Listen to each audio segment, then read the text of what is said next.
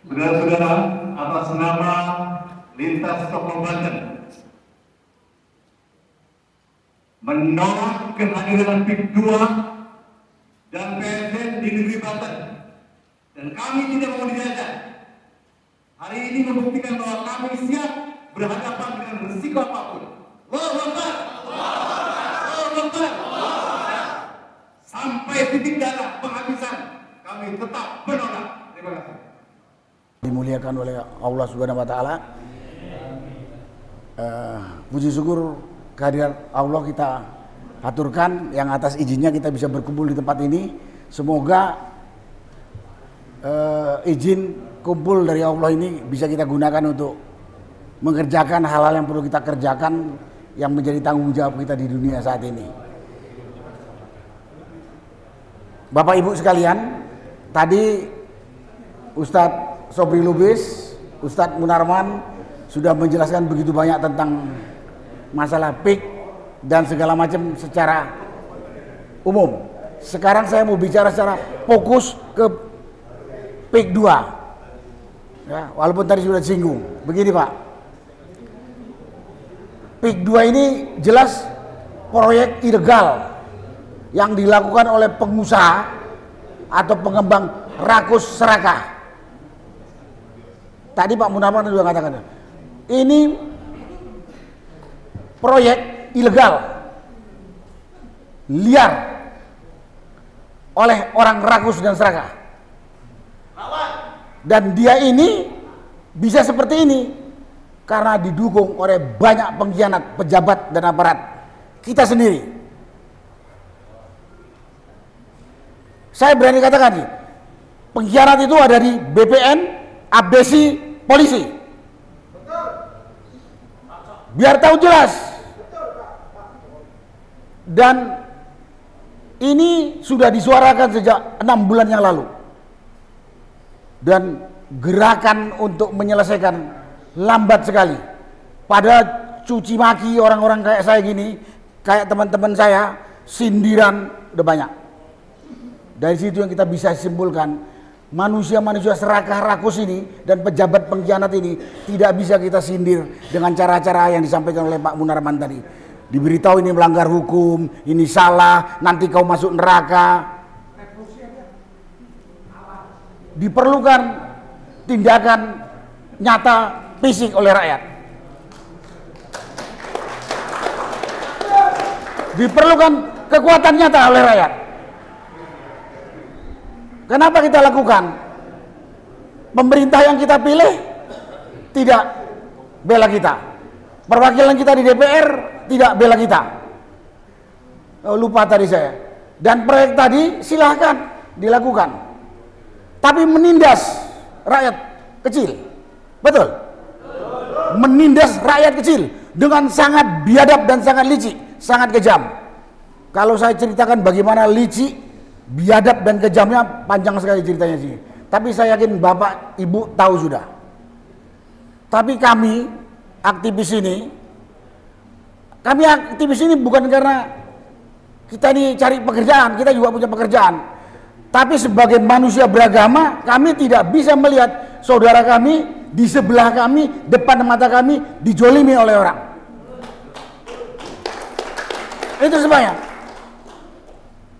Dan faktanya memang sekarang mulai bergerak, persoalan ini sudah mulai bergerak karena kekuatan rakyat,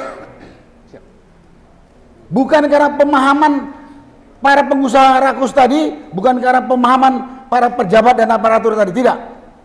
Semua itu karena kita. Tapi hasilnya masih seperti ini. Karena itu kita perlu meningkatkan upaya kita lebih keras lagi, lebih solid lagi, lebih solid lagi. Saya katakan demikian ini, saya pernah nantang dan nyindir untuk mengetahui siapa yang memerintahkan buat pagar laut, siapa yang membiayai, siapa yang mengerjakan, siapa yang berpartisipasi lain. Satu hari aja kita semua tahu, bisa tahu. Tahu kita? Nggak perlu berminggu-minggu. Ini udah berminggu-minggu.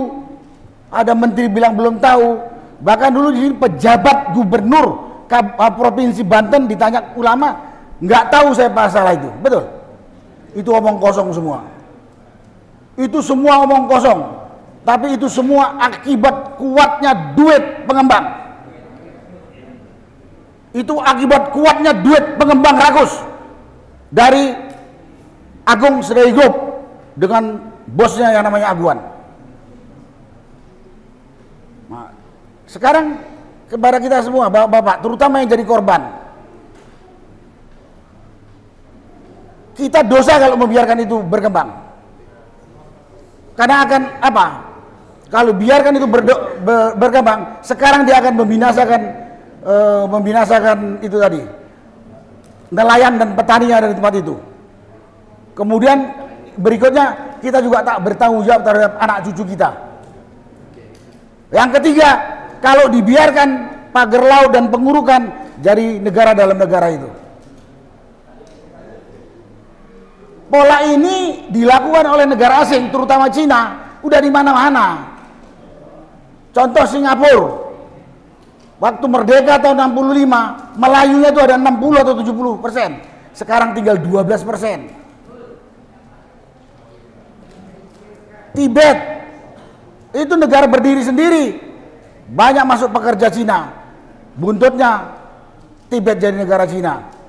Belum ada lagi ada pecahan Rusia, Turkmenistan Timur, Sri Lanka juga, di beberapa negara di Afrika. Dan itu memang udah kelakuan manusia kalau kuat, bukan anak Cina saya. Dulu orang kulit putih membinasakan Indian di Amerika, betul?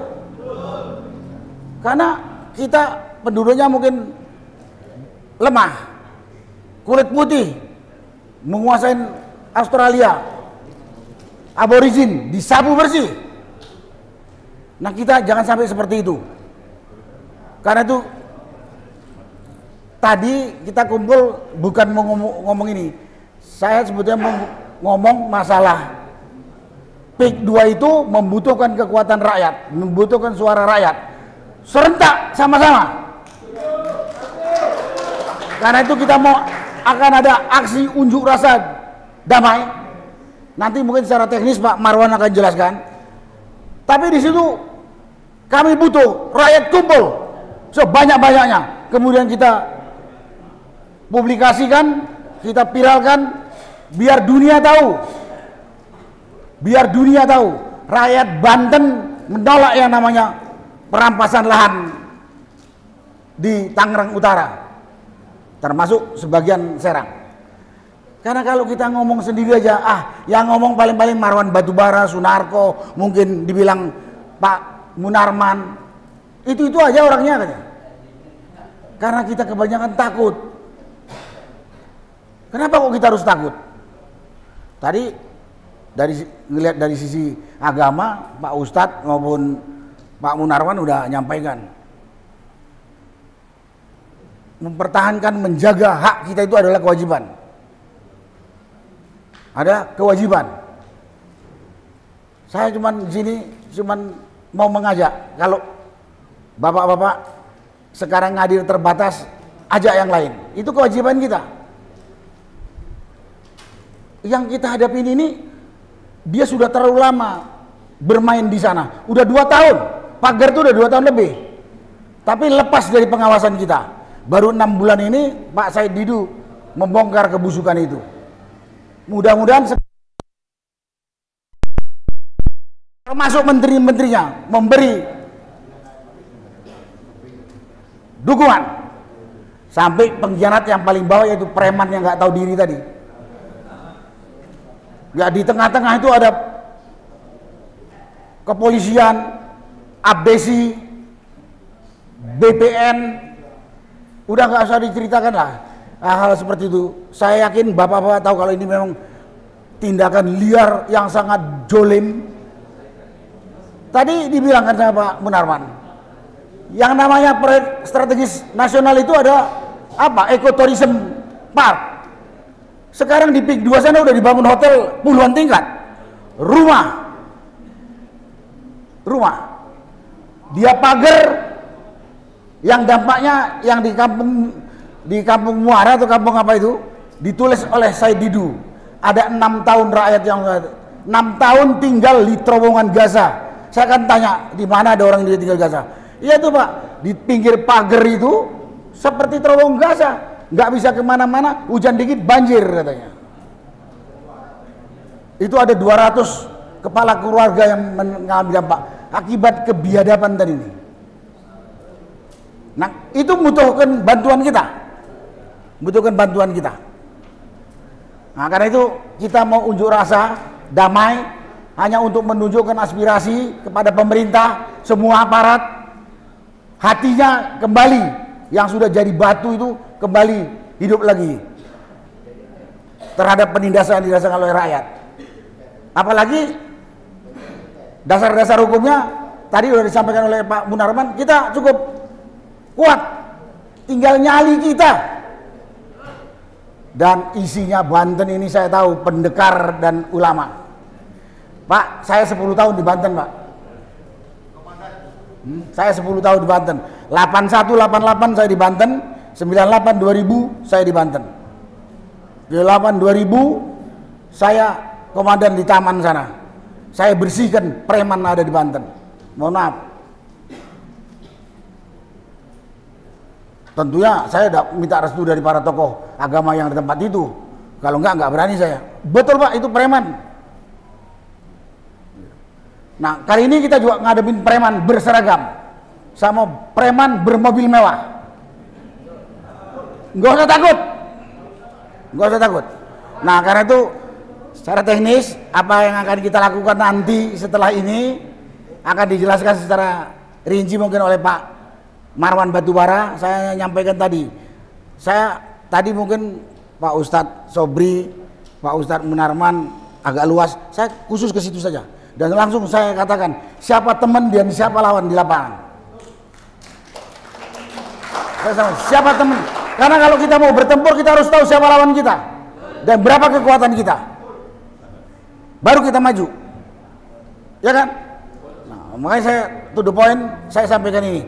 Secara teknis kegiatan besok apa yang kami harapkan nanti disampaikan, dan pada kesempatan ini kepada Bapak Ibu sekalian, marilah kita sadari bahwa negara kita ini P2PSN itu istilahnya itu hanya sebagian kecil dari permasalahan tanah di Indonesia. Kalau istilah orang-orang pinter itu hanya fenomena gunung es yang nongol sedikit 1/10, 9/10 masih tertutup. Ya, ini terjadi di Kerawang, terjadi di Surabaya, terjadi di Kalimantan Timur, di Sumatera Utara, di Lampung, di Rempang. Dan data kemarin yang saya baca, kita sebenarnya sakit hati sebagai pribumi. 80% tanah produktif di Indonesia dikuasai oleh oligark Cina sebagian besar. Yang 20% itu dibagi 280 juta orang Indonesia. Bayangkan aja kerakusan itu. Apa kita mau diam saja? Kita ngomong ini sebagai bentuk tanggung jawab kepada saudara kita dijolimi, sebagai bentuk tanggung jawab kepada negara yang kita terima dari orang tua kita. Jangan sampai pecah belah, sebagai tanggung jawab kelangsungan anak cucu kita, supaya di akhirat nanti kita bebas dengan tuntutan-tuntutan itu. Mungkin itulah yang saya sampaikan pada kesempatan ini. Terima kasih. Wassalamualaikum warahmatullahi wabarakatuh.